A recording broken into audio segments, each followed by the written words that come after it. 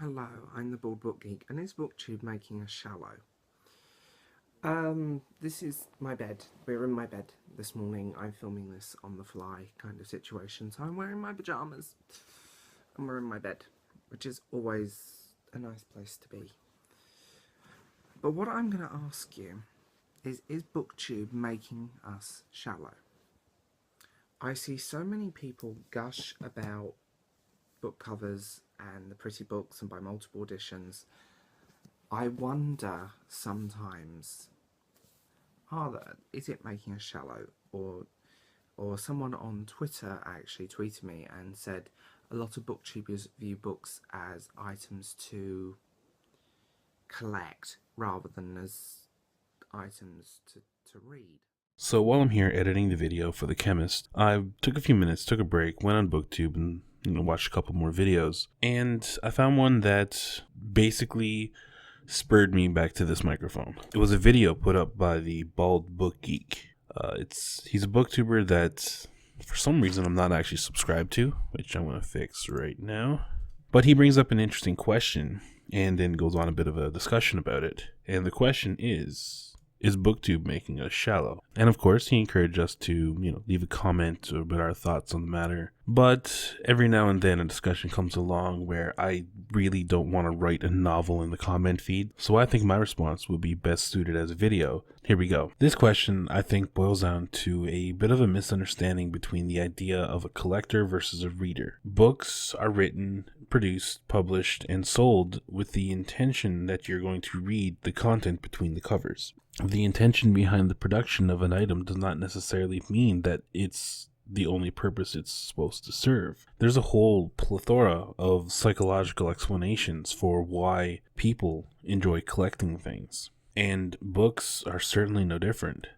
There are collectors that get just as big of a high from getting that limited edition hardcover as you or I would get from just reading a really good story. There are very clear differences between a book reader and a book collector. Of course, and this is where the conversation gets a bit nuanced, is those titles are not mutually exclusive. You can be both. Honestly, I think that's where a lot of this conversation probably will stem from, because there's a great deal of booktubers who will classify themselves as both. Not only do they enjoy reading the books, but they do enjoy collecting them. That's why you're going to see booktubers that have 4 different versions of Harry Potter. They got the UK covers, the American covers, the illustrated editions that are coming out now. They'll just keep buying them because it's part of a collection. It's something that's in their fandom, it's something they're interested in, and it's something that they cherish.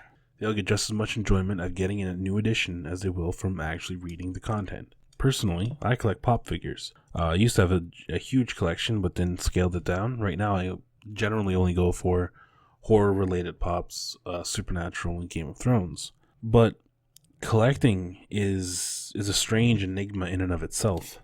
Like the idea that you can get so much joy from just having something that serves no purpose but to just be aesthetically pleasing and an exhibition for people coming over. It's very strange when you really think about it, but not uncommon at all.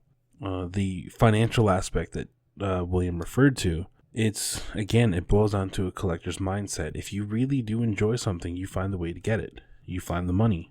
Some people have more money than others. I don't have a whole lot, but we're okay here. But when you're a collector, even if money's tight, your enjoyment comes from actually getting those new editions and those special editions. So you will better be able to justify spending $30 on this hardcover, even though you could probably get 5 or 6 small paperback books for the same price.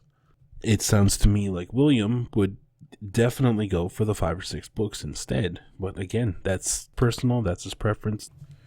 Is BookTube making us shallow? Well, my short answer to that is no, but for 2 reasons. The first, which may be a little nitpicky, is I don't consider it to be shallow for someone to be drawn to a book because of its cover or purchase a limited edition of a book they already own because the cover is pretty. Collecting in and of itself is its own hobby, its own different kind of rewards you get from getting these items.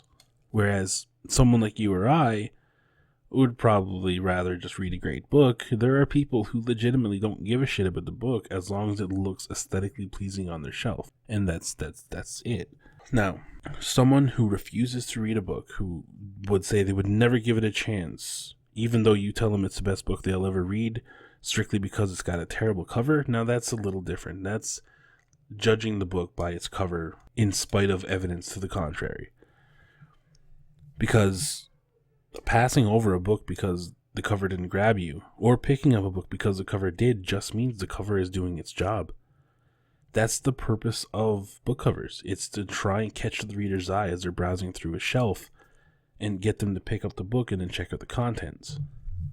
So in short, I don't think it is shallow to basically judge a book by its cover, for lack of a better term. And second, and more importantly, Booktube cannot make us shallow. Booktube is essentially just a platform where we can express our own beliefs, ideas, and interests. I'm not going to say that there isn't probably some people who do things just for the views, and I'm not even going to deny that some people will haul certain books and show off their covers just because they know they have a viewership that's looking for it. And kind of why I'm glad I am where I am, because although I don't have a lot of subscribers, I feel as though the subscribers that have come across my content are here because they appreciate the content that I'm putting out. And it's not, oh, look at this new book. It's my thoughts and my views on the books that I'm reading and just the community at large. There's a misconception, I think, that Booktube is actually a small community. It's a close, tight-knit group. You can search all day on YouTube for various book and book-related videos, and you will continuously find new booktubers in every single search. I promise you. When you get to the higher subscriber counts, I find there's a little bit more cliquish in Booktube, and that's their little circle. That's their corner of Booktube, and they do what they do, and they get the views for it. Just like when I got into it. When I got into it, it seems like there was a little community in and of itself around the, let's say, my corner of Booktube. And that was like the people watching Strip Covered Lit. There was Strip Covered Lit, Steve Donahue, The Perks of Books. Monse was even making videos at the time. The Restricted Section, Jess at Rebel Reads. There was a collection of, I want to say, about 10 or 15 booktubers that I followed, and a lot of them started around the same time. And there was just a bunch of circulatory comments going on. And as you are in the community longer and it grows bigger, you branch off and you see more little pockets and get involved, and then, well, that's how we have a huge booktube community. But within that community, there's such an eclectic blend of viewerships. There's a viewership for just hauls. There's a viewership for just TBRs, for just wrap-ups, for just reviews, for just literary fiction, for genre fiction, YA fiction. The booktube community itself is such a wide, expansive kind of community that there's just so much going on. And if you find yourself watching channels that, using your word, is a little more shallow than you probably would enjoy, then I just think it's more of a symptom that you're in the wrong pocket. You're in the wrong part of booktube. It sounds to me like you would be better represented watching other people who spend more focused on the actual reviews themselves and talk about the content more so than, again, the book covers. Booktube can't make us shallow in the same sense that video games don't make us violent, in the same sense that music don't make us commit school shootings. I have never read as broad in my life as I do right now because of Booktube. I have read a Stephanie Meyer book, which I never thought would ever happen. Last year I read The Selection by Kira Cass, which I know for a fact in all of the Earths in the entire multiverse, if it actually exists, there is no version of Indie Insomniac that has read that book. There's no way. I would never have read that book if not for Booktube. I'm reading things that just, like, for example, right now I'm reading The Bear and the Nightingale. It's Russian folklore that I honestly never would have picked up if not for watching Kendra Winchester's channel. Its cover looks like it's kind of a fairy tale-ish, and even the content is, like I said, it takes place in historical Russia, and it involves like folklore and spirits and things, and there's nothing about this book that sounded like it would have been something I enjoy, but I'm loving it. So, not to be repetitive, but again, is Booktube making us shallow? No. Are there channels that focus more on the aesthetics of the books rather than the content? Of course there is. But again, there's many channels that do not do that. There are many channels that barely read books at all.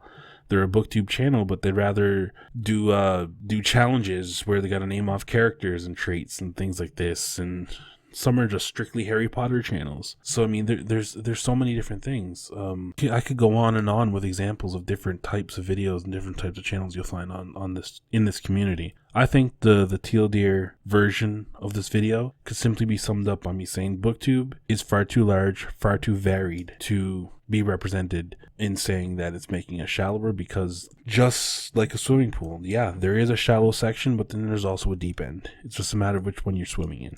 And I'm actually just going to leave it there, because I'm pretty sure I'm just going to end up repeating myself over and over again and rambling. And this video is already long enough as it is, considering I'm going to do minimal audio editing for this. I recommend you guys check out William at the BaldBookGeek.